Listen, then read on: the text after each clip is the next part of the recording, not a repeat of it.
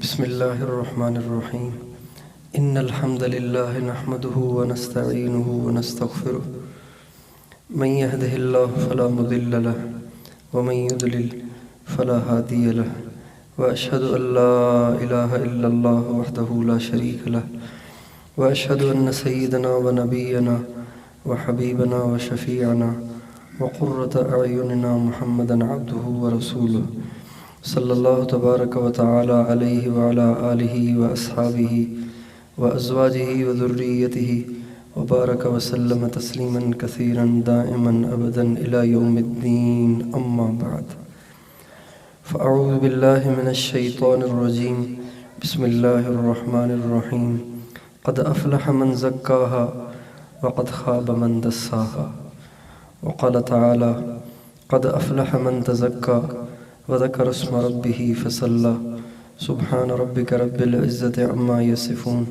وسلام على المرسلين والحمد لله رب العالمين اللهم صل على سيدنا محمد وعلى آل سيدنا محمد وبارك وسلم.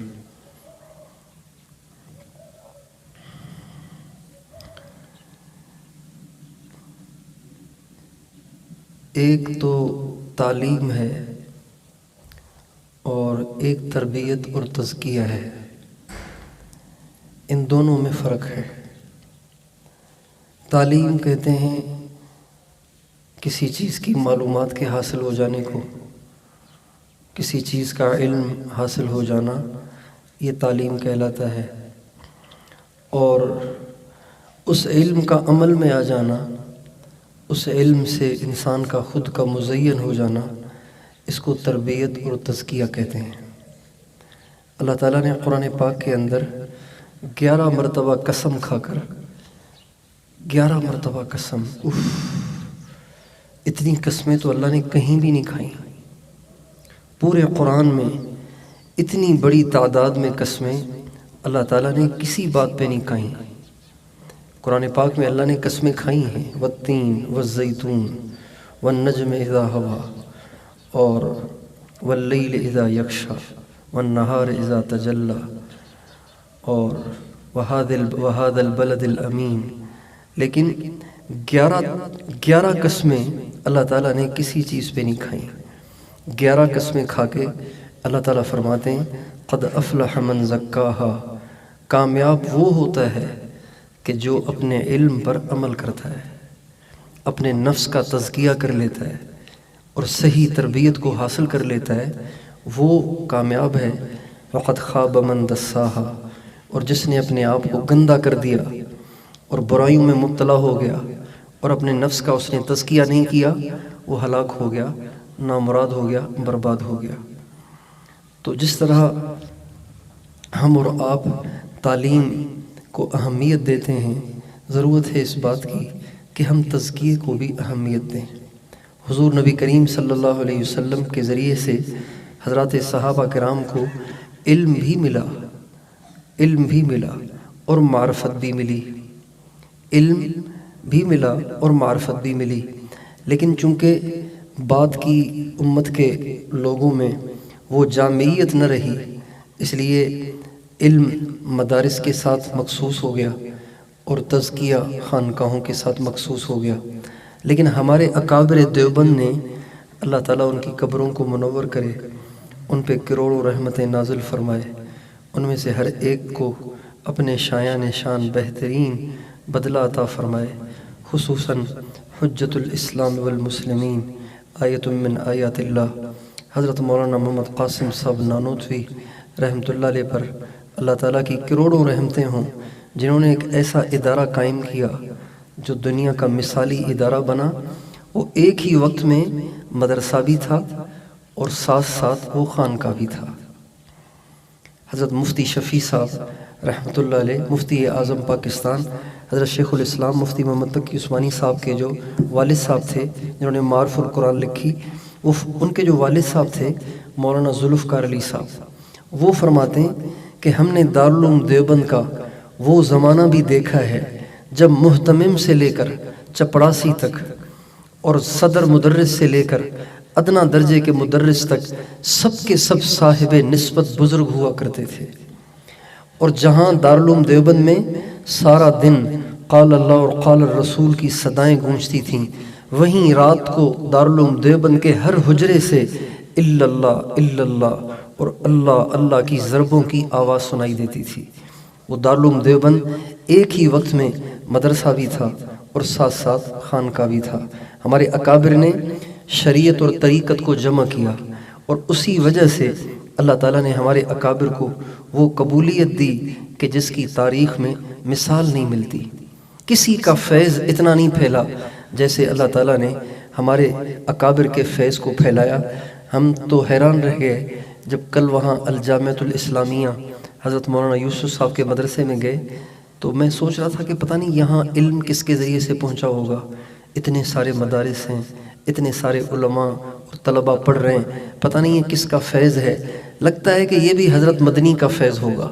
تو جب ان کے شجرے کو پڑھا، جو شجر علمی شجرہ ہے اس کو پڑھا، تو اس میں واقعی حضرت مدنی کا نام لکھا ہوا تھا۔ تو بڑا دل خوش ہوا کہ اللہ نے ہمارے حضرت مدنی کو کتنا نوازا تھا۔ 1957 میں ان کا انتقال ہو گیا، 1957 میں، 50 اور 7 میں ان کا انتقال ہو گیا، اور آج تک ان کا فیض جاری ہے، اور یہ فیض قیامت تک چلے گا۔ یہ فیض بند نہیں ہوگا، یہ فیض چلتا رہے گا۔ امام مہدی کے جو ساتھی ہوں گے وہ بھی حضرت مدنی کے فیض یافتہ ہوں گے۔ تو یہ اللہ تعالیٰ نے جو ہمارے اکابر کو قبولیت دی، یہ صرف اس لیے دی کہ انہوں نے صرف علم کو حاصل نہیں کیا، بلکہ انہوں نے اللہ سے تعلق کو بھی مضبوط کیا۔ اخلاص کی ان چوٹیوں کو ہمارے اکابر نے چھوا کہ دنیا دنگ رہ گئی۔ حضرت شیخ الحدیث مولانا محمد زکریا صاحب رحمۃ اللہ علیہ فرماتے تھے کہ اگر مجھ سے کوئی یوں کہے کہ فلاں ملک اور فلاں خطے کے علماء آپ کے اکابر سے حدیث میں بڑھے ہوئے ہیں، تو مولانا زکریا صاحب فرماتے ہیں میں اس بات کو تسلیم کر لوں گا کہ یہ بات عین ممکن ہے کہ کوئی کسی ملک کے علماء میرے اکابر، میرے اساتذہ سے حدیث میں بڑھے ہوئے ہوں۔ اگر کوئی یوں کہے کہ فلاں ملک کے علماء آپ کے اکابر سے تفسیر میں بڑھے ہوئے تھے تو میں اس کو بھی تسلیم کر لوں گا۔ کوئی کہے کہ فقہ میں بڑھے ہوئے تھے تو میں اس کو بھی تسلیم کر لوں گا۔ کوئی کہے کہ فنون میں بڑھے ہوئے ہیں تو میں اس کو بھی تسلیم کر لوں گا۔ لیکن اگر کوئی کہے کہ فلاں ملک کے علماء آپ کے اکابر سے خلوص میں، للہیت میں، فنائیت میں، تعلق مع اللہ میں، نسبت مع اللہ میں بڑھے ہوئے ہیں، تو میں اس بات کو تسلیم نہیں کروں گا، بلکہ میں مناظرہ کروں گا اور دلائل سے اس بات کو ثابت کروں گا کہ میرے اکابر جیسا دنیا میں کوئی نہیں ہے۔ اللہ تعالیٰ نے ہمارے اکابر کو جو اپنا قرب عطا فرمایا، جو اپنا تعلق عطا فرمایا، وہ اپنی مثال آپ ہے، اور اس کا ذریعہ یہ خانقاہی نظام اور یہ تزکیے کا نظام اور یہ تصوف کا نظام ہے۔ آج ہم مدارس والے، میں بھی مدرسے کا ہوں، آج ہم مدارس والے اور دین کی محنت کرنے والے چونکہ تصوف سے دور ہو گئے، تزکیے کی طرف توجہ نہیں رہی، اس کی وجہ سے آج ہمارا وہ معیار نہیں رہا جو ہمارا کسی زمانے میں ہوا کرتا تھا۔ دارالعلوم دیوبند کے ایک طالب علم گزر رہا تھا ایک گلی سے، تو ایک عورت نے اس کو دیکھا، اس کے دل میں برائی کا خیال پیدا ہو گیا، تو اس نے کہا کہ طالب علم سے کہا کہ میرے گھر میں ذرا یہ مسئلہ ہے، پریشانی ہے، آپ اگر اندر آ کے یہ میرا مسئلہ حل کر دیں تو آپ کی مہربانی ہوگی۔ طالب علم بیچارہ رحم دل تھا، عورت کی بات کو اس نے سمجھ نہیں سکا اور چلا گیا اندر۔ جب طالب علم اندر چلا گیا، اس نے دروازے بند کر دیے اور اس نے اپنے کپڑے بھی اتار دیے، اور اس نے کہا میں آپ سے زنا کرنا چاہتی ہوں۔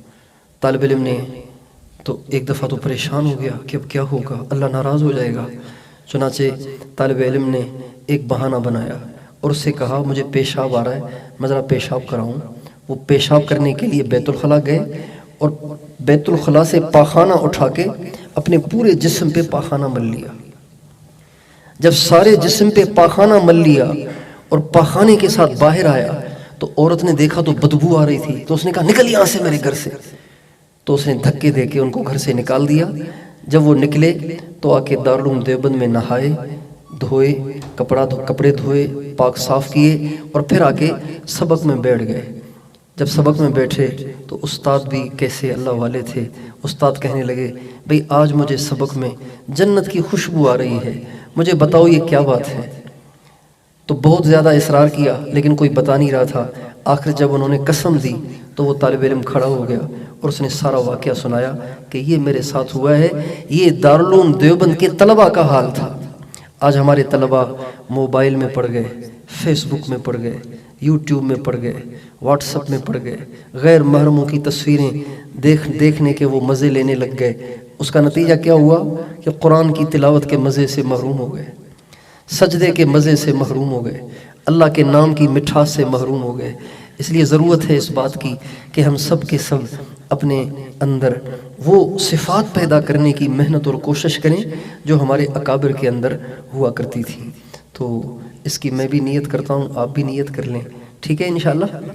اپنے اندر وہ اپنے اکابر والی صفات پیدا کریں گے نا، اللہ سے تعلق کو مضبوط کریں گے نا، اپنا تزکیہ کریں گے نا، اپنے آپ کو، اپنے دل کو اللہ کی محبت سے منور کریں گے نا، اس کا راستہ اہل اللہ کے ساتھ تعلق ہے، اہل اللہ کی صحبت ہے اور ذکر کی کثرت ہے۔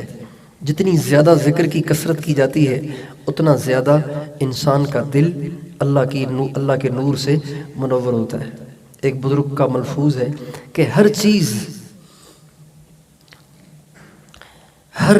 چیز کی کثرت سے اس چیز کی لذت ختم ہو جاتی ہے، لیکن اللہ کا ذکر وہ ذکر ہے کہ اس کی جتنی کثرت کی جائے اتنی اس کی لذت بڑھتی چلی جاتی ہے، بڑھتی چلی جاتی ہے۔ جیسے یہ ماربل ہے نا، یہاں ماربل نہیں لگا ہوا، ماربل ہے، آپ اس کو جتنا زیادہ رگڑا دیں گے اتنا زیادہ وہ چمکتا جائے گا۔ ایسے ہی جتنا زیادہ اللہ کا ذکر کیا جاتا ہے اتنا زیادہ انسان کا دل اللہ کے نور سے منور ہوتا ہے، اللہ سے تعلق قائم ہوتا ہے۔ تو آپ سارے بھائی اس کی بھی نیت کریں کہ اہل اللہ سے تعلق رکھیں گے، ان کی صحبت کو اختیار کریں گے، اللہ کے ذکر کی کثرت کریں گے اور گناہوں سے اپنے آپ کو بچائیں گے۔ ہر گناہ انسان کو اللہ سے دور کر دیتا ہے، چاہے وہ نگاہ کا گناہ ہو، چاہے زبان کا گناہ ہو، چاہے کانوں کا گناہ ہو۔ حدیث شریف میں آتا ہے انسان بعض دفعہ نیکیاں کرتے کرتے کرتے جنت کے قریب پہنچ جاتا ہے، لیکن ایک اس کی زبان سے ایسا لفظ نکل جاتا ہے کہ اللہ تعالیٰ اس کو جنت کے پاس سے اٹھا کے اس کو جہنم میں پھینک دیتے ہیں، ایک بول۔